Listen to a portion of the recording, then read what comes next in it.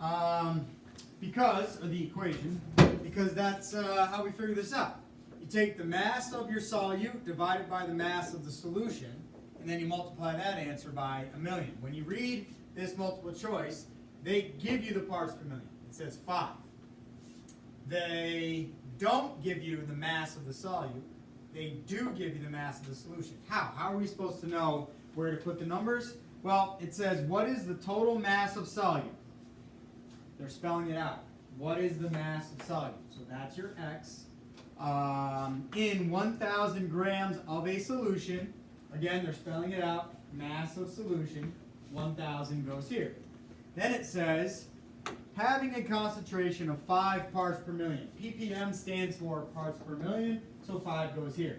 Now, when I read it and I write it, it may seem obvious to some of you who are confused. It may seem obvious now, but I understand. You read it, you get confused. Maybe you're thinking molarity, or I don't know. You get confused, but it always helps to write the formula down, the equation, and then just match up the terminology. Where does it say solute? Okay, that's the top. Where does it say solution? All right, that's the bottom.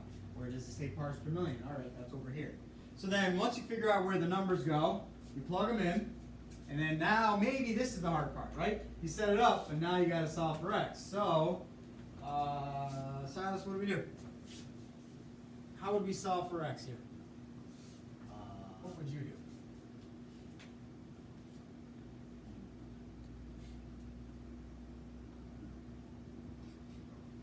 I don't know. All right, fair enough.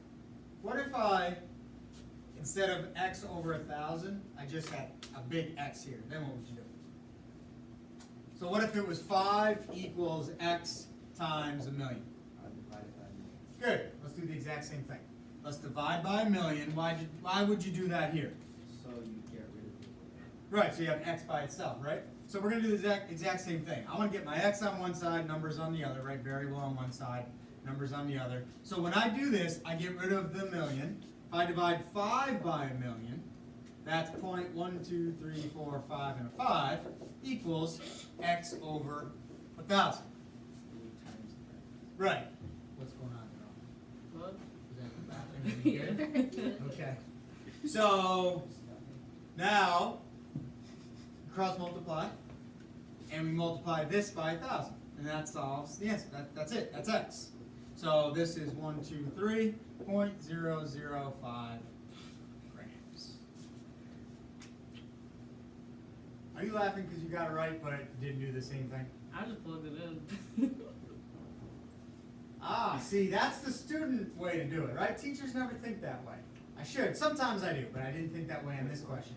Well, I saw it and I was like, I don't want to do math because I just got done doing math homework. Sure. So all right. No, this is actually that's an intelligent thing to do. This is good. I'm glad I asked you and you brought it up. What she did, it's actually genius. If it's a multiple choice question and you know how to set it up, so if you know this is how to do it, and maybe you don't know how to solve the X, you can't do the algebra, or you're just tired of doing algebra, take your answers and plug it in. So take 0.005, do the math on the calculator, does it equal 5? If it doesn't, then plug in choice number 2. Do the math. That doesn't equal 5, that's not correct. So that's good. I like that. That's a great suggestion, because on a multiple choice, you are able to do that. If it's short answer, you got to solve for X. If it's multiple choice, you can just plug it in and see what works. So that's good. So either way, you get 0.005. Good. That was good. That didn't occur to me. All right, flip it. Number 30, not 30, 81, a little bit of a review, so is 80. 83 and 84 are the parts per million, yeah. Why do you have 1 times 10 to the 6? Why not just 10 to the 6? I've never seen it written that way. Isn't it the same thing? Sort of. 10 to the 6 doesn't really mean anything. It's always 1 times 10. Like 10 to the 6 of what? Yeah, if you write that, that doesn't really mean anything. That's just 10 raised to the 6. What are you raising? Yeah, but it's 10 to the 6 is million. Right, but why? Because That's what my 10 to the 6. So this to me means 6 zeros in my head. Yeah. I know there's a 1 in front, but I guess you really need to have a number here. Am I gonna really worry about it? No. If you want to write 10 to the 6th, I fine. was just wondering. if Wait, it's isn't it the same thing? 5 If- divided by 10 to the 6 is the same. Yeah. Yes, 'cause that's what the calculator says. I know, but I'm putting it in right now. let me explain it a different way. There are like rules to scientific notation, and even this is wrong. The official way to write a scientific notation is a number with a decimal point. So you need a decimal place and a whole number times 10 to the something. So this is technically like the real format. So that's like the rules. So I know the calculator does it, and I know what you're saying, Will. So I'm not going to really split hairs here. I guess you really don't need to. So it's just a science thing. It's just it's a number thing, but yeah, it's kind of like maybe. How about we'll say it this way? It's like personal preference. I like to put the 1. If you don't want to put it, that's fine. All this math, and I have trig after this. Yeah. Yeah, this is funny. I'm being recorded. Yeah, but this is useful. Oh, Math. I forgot you were being recorded. Oh, sorry, I just dissed it myself. I said this is useful math. All right. And actually, trig is real useful. If there's one math, there's 2 types of math that you use in real life. It's algebra and trig. People would use that more than anything else. What's trig involved? I don't know, I don't take it. It's sine, cosine, Angles, right? Yeah. Oh. Yeah. So, what profession? Just think of a profession I would use algebra and angles. Architect. Construction, architect, carpenter, anybody who builds anything. Electrician. But we're never gonna use cosine, cosecant, or any of that ever. Well, let's And a 360 rotation. Like, but let's be careful. Let's be careful. Yeah, So positive I have this negative. conversation every year with classes. You're probably not going to have to figure out the molarity of a solution in your real life. Yeah. I've never had to do that. I've had to do it in here. This is my real life. I teach. But like outside of school, I've never had to calculate the molarity of anything. So there's lots of stuff you learn in school that you're not literally going to use. So why do you learn it? Yeah, right. No clue. So we don't That's repeat why the we're history. Why, you're the teacher here? Why are you taught, 8 different classes every year or whatever, 6 different classes? And what is the point of all of this stuff? I was just gonna say, I think it was more in like 4 or 5 years ago. He was saying like in sports you like run suicide and stuff like that. You don't do that during the game. It's just so you can learn other skills. Right, actually that's a good way. Yeah, in sports or in practice, you may do something that is not necessarily exactly how you're going to play in the game, but it's going to help you be better in the game. So the point of learning random things like cosecant and molarity is it trains your mind. It's like exercise for your mind. So your mind is becoming a stronger, more efficient, a better mind because you're learning all this different material. It doesn't mean you're going to use that material literally, but it helps you grow mentally and form wrinkles in your brain. I'm learning about cows right now. So I can name every body Right, part so on there a you cow go. right now. There you go. All right, What do so I need to know that for? right, the point is, so you're practicing. That is a memorization I'm thing, butcher. I'm gonna butcher. right? So ask any doctor. I don't care what level. They can be a surgeon, a general practitioner, a pediatrician. They had to memorize so much to get to where they are. So memorization's a skill. So again, the point is, you're taking all this different stuff to really like work out your brain. It's like you do push-ups, you do pull-ups, you do curls, you do crunches, but you do different exercises for a whole body fitness. You have to do different material and learn different classes for a whole mind fitness. Think of it that way. You're working out your brain. All right. So, that's just. I think that's a pretty good explanation. It's not perfect, but moving on. Here's another great example.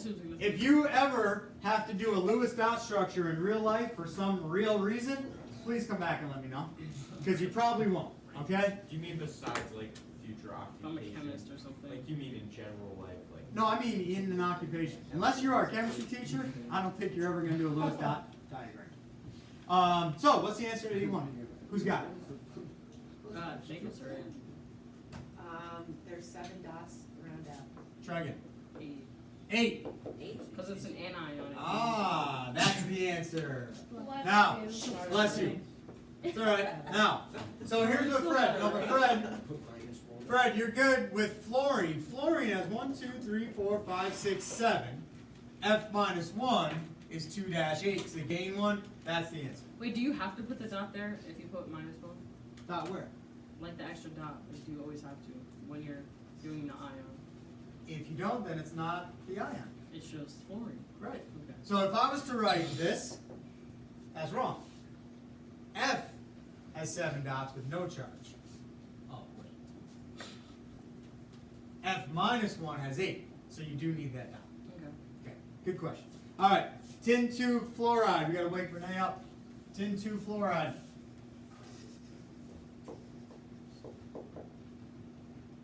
Two. He was waiting for Renee. Oh.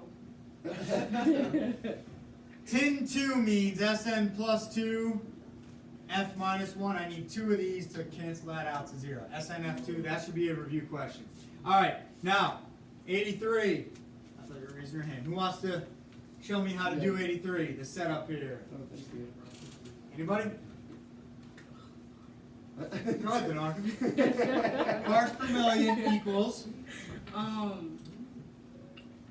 Wait. I had 0.000250. 0.000250 grams over 175. 175 grams. Very good. This is how you will get the answer, which is 1.43 parts per million. So let me explain now. You read through the whole paragraph. You only need the last sentence to answer 83. It says, the chemist determined that a 175 gram sample of the town's water. This is a little different because it doesn't literally say 175 gram sample of the solution. So you have to understand that the water sample is the solution, right? So like tap water, I go to one of these faucets and I pour some tap water into a glass or a beaker. That is a solution. There's a bunch of stuff in there. So that's the solution, so that goes on the bottom. The grams of solute, that's what is in it, right? That's what's dissolved, and that's the fluoride. So then it says 0.00025 grams of fluoride. That's your solute. This is kind of a reading comprehension question. It's not just science and chemistry. It's, you want to like say it's English, it's just kind of just reading. But reading and then picking out what you need and where does it go. I know that's not easy for some students. That's why we practice, why we have homework, why I go over it. So that's your solute, that's your solution. Divide, multiply, you get 1.43. You will have one like this on Monday. I think it's a multiple choice, but you got to read a little bit and figure out where the numbers go. Next question. Shane, what do you think? What number? 84. Yes, it's below 4 ppm. Very good. Yes, it's below 4, because in the paragraph it says, according to the EPA, fluoride ion concentration cannot exceed 4 parts per million. That is less than 4. It is safe to drink. Okay. Hold on. 85. If you got 85 right, you can go. Use a respirator or something like that. Okay. Good enough. Good. What else do we have? Either one of you. Few more. Good. That's what everybody this morning said. Anything else? Put mine in glass shield. Glass shield. Having medical personnel nearby. Medical personnel nearby. Fair enough. It's almost impossible to get this wrong if you just think about it and think, all right, how can this be a safer situation? You could say they could wear a full body suit. They could wear a face shield. That's what I said. Right. Acid. Have some sort of covering for your shoes or boots. You can have almost anything that makes common sense, which I hesitate to say, but that's how you get those correct. All right, put that away, take out your notes. We're going to take about 5 minutes to do a practice problem. One more of these, and then I'm going to go back and show you some soda.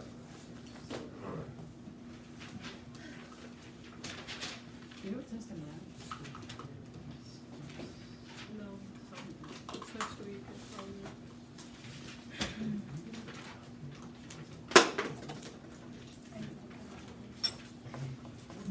What was that?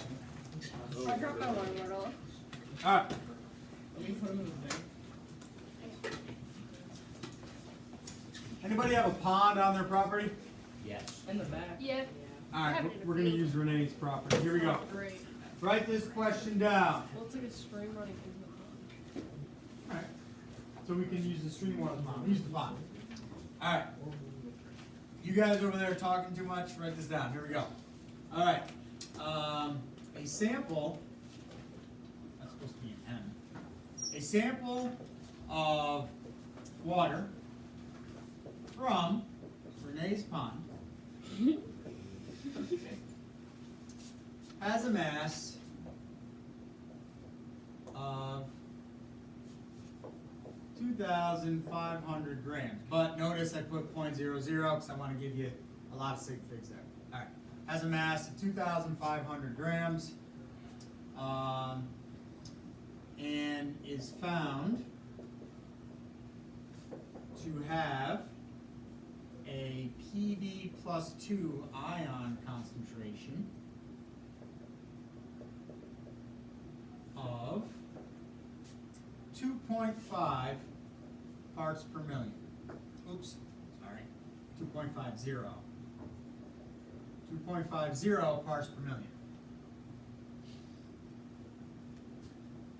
Calculate the Pb, oops, sorry, calculate the mass of the Pb, why did I make that P small? I was gonna say Sometimes something, I'm but losing I my thought mind you up were here. gonna tell me otherwise. That's weird. You should have said it. Pb plus 2 in the sample. So this is one of the harder parts per million questions. This is the last one I'm going to do with you. And we're going to move on. Bless you.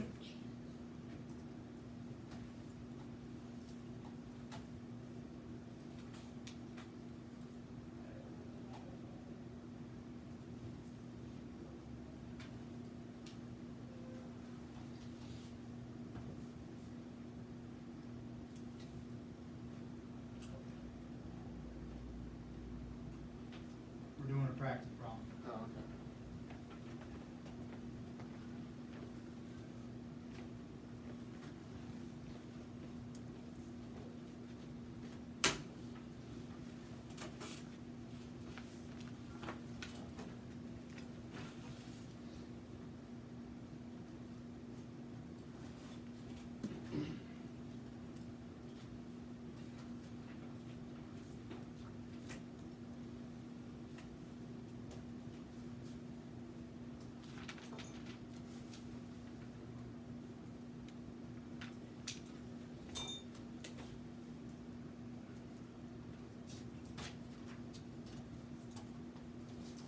Actually, I don't need to record this anymore.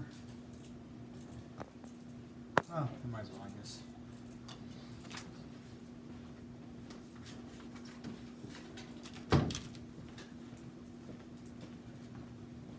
So you should show work and get an answer. So if this was a Regents question, actually, what they would say is show the numerical setup and calculated result. I'm trying to just use the Regents terminology. Or they might just say show the numerical setup. A lot of times they don't even want the answer, they just want you to show the work in the setup. So show both. Basically, then you gotta convert grams to liters, or something like that. I don't know.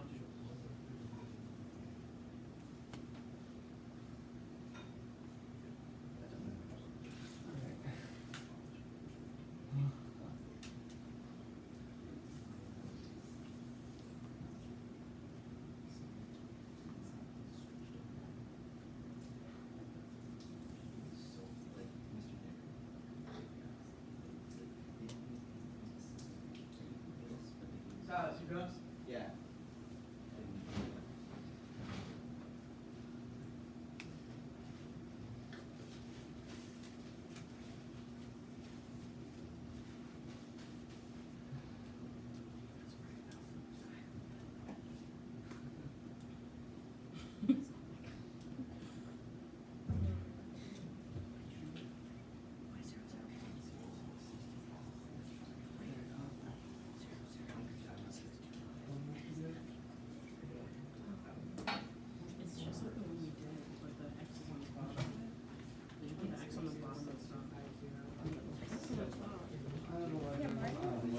Okay, I really don't. here we go. Here's how we do it. All right, we are looking for the grams of solute. This is our ppm, because it tells us. This is our grams of solution, or mass of solution. Why? Because the entire sample is the solution. So, again, you have a container. This is 25,000 grams of the pond water. Inside here, you have PB plus 2, so this is our grams of solute. That we don't know, that's our X. It already told us the concentration. So the setup is 2.50 equals X over 25,000, or 2,500. That's basically the whole show. That's half the battle, at least. You have to know where to put the numbers. You read a question and it says parts per million, your head should go, or your mind, you should say, oh, parts per million, I got to use that parts per million formula. Let me look it up on the reference table. So you write it down and you realize, all right, now where do the numbers go? So you got to read through it a couple times. ppm, well, that's ppm, parts per million. The sample of the water, that's going to be your solution's mass. And then when it says the mass of PB plus 2, you need to, at this point, or by Monday hopefully, you need to know that's going to be what's dissolved. That's the solute. That's X. We divide by a million. Divide by a million. So we get 0.1234550 equals X over 2500.00. So this number times 2,500, X equals 0.00625 grams. Right? For those of us who did it? I gave you one just like this over Remind. I sent a text with the answer. What you need to do is see if you can get it, right? So plug in your, set it up and see if you can prove to yourself you know how to solve it. All right. Hopefully that helps for some of you who are confused. You can pack everything up, then meet me back there.